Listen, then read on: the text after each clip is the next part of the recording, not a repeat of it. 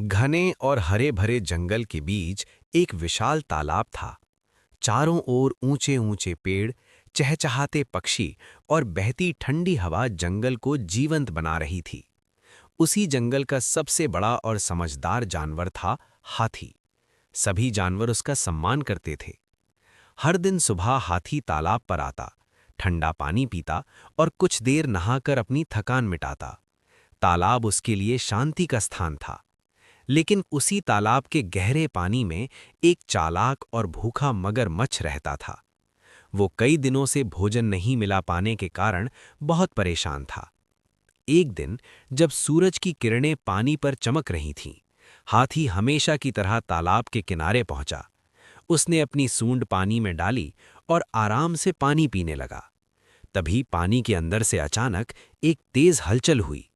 मगरमच्छ ने मौके का फायदा उठाकर हाथी की सूंड को अपने मजबूत जबड़ों से पकड़ लिया। हाथी चौंक गया। उसने पूरी ताकत लगाई, लेकिन मगरमच्छ पानी में था और हाथी जमीन पर। दोनों के बीच जबरदस्त संघर्ष शुरू हो गया। पानी में छींटे उड़ने लगे, जंगल में सन्नाटा छा गया।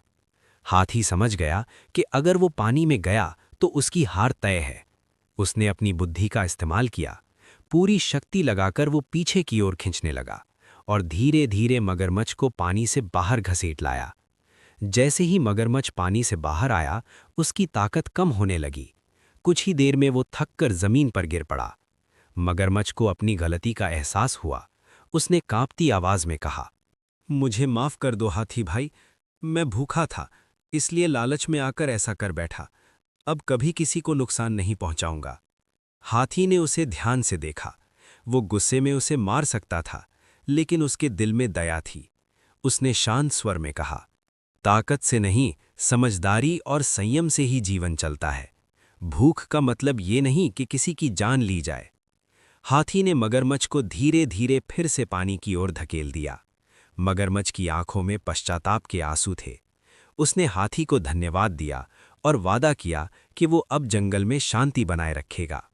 उस दिन के बाद तालाब फिर से शांत हो गया। हाथी और मगरमच्छ दोस्त बन गए। जंगल के सभी जानवरों ने सीखा कि समझदारी और दया सबसे बड़ी ताकत होती है।